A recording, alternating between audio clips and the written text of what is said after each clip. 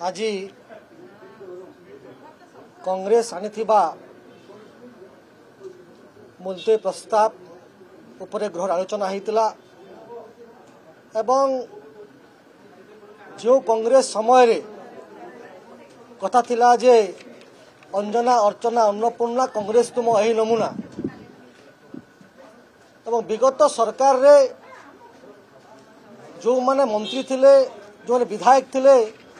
सीधा सड़क भाव रे तांकर ना विभिन्न प्रकार केस उठुला से मुदाला मध्य थिले लोकन को भ्रमित करबा पाई लोक माननकु महिला निर्यातना ना रे संवेदनशील प्रसंग रे जो राजनीतिकरण करा जाउची ताकू आम दृढ़ भाव में निंदा करुचु। निश्चित भाव में जत्र नार्यस्त पूज्यन्ते तत्र रमन्त देवता नारी मानक क्षेत्र में ए सरकार संवेदनशील अच्छी जो सब मामला होउची ताकू आम सरकार तुरंत एक्शन नौचंती। माननीय मुख्यमंत्री निजे गृह रे उत्तर रखिचंती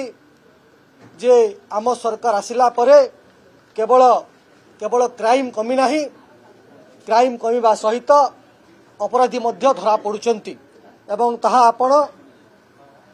जेतेबेले श्वेतपत्र प्रकाश पाइथिला सेथुर आपण स्पष्ट होई पड़िबो। गोटे छोटिया केवल मु एग्जांपल देबी जे आम सरकार आसिला परे यदि आपण देखिबे ताहेले 1/7/2024 तारीख ठारू 30/6/2025 तारीख पर्यंत गोटे वर्ष भितर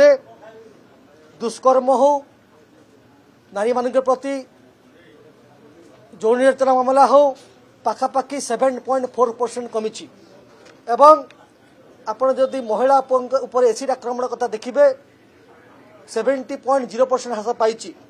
जदि महिला चाल मामला देखिए आम सरकार आसिला परे गोटे वर्ष मध्य 29% ह्रास पाई। यौतुक हत्या मामला 13.7% ह्रास पाई। यौतुक निर्यातना मामला 6.0 ह्रास पाई एवं ता सहित पब्लिक डिजर्विंग वुमेन मामला 22.8% ह्रास पाई। एभली शॉटिंग मामला 9.2 ह्रास पाई। आम सरकार आसिला परे निश्चित भाव में त्वरित बेगरे न्याय पाइबा पाई गुड़ाए केस रे से बालेश्वर कथा हो ब्रजराजनगर कथा हो गंजाम कथा हो निर्दिष्ट दिन भितर 100 दिन भितर अपराधी माने 25 वर्ष 20 वर्ष आजीवन सश्रम कारादंड पाई। त्वरित मध्य कोर्ट रे मध्य केस करा जाउची स्पेशल पॉक्सो केस करा जाउची रेड फ्लैग केस करा जाउची एवं आमे हम जानिछु justice delayed mean justice denied किभली भाव में न्यायिक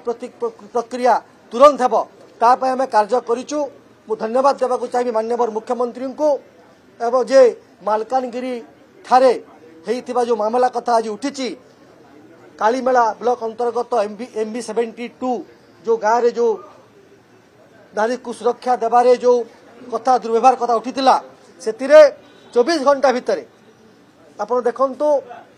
मामला संख्या 177 25/11/2025 रे मामला रुजु होइतिला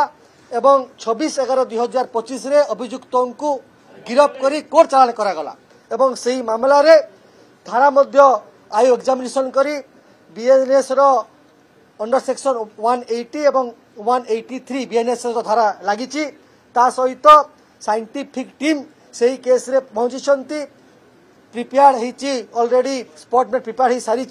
एवं ता सहित मेडिकल एग्जामिनेशन मध्य सरी सारी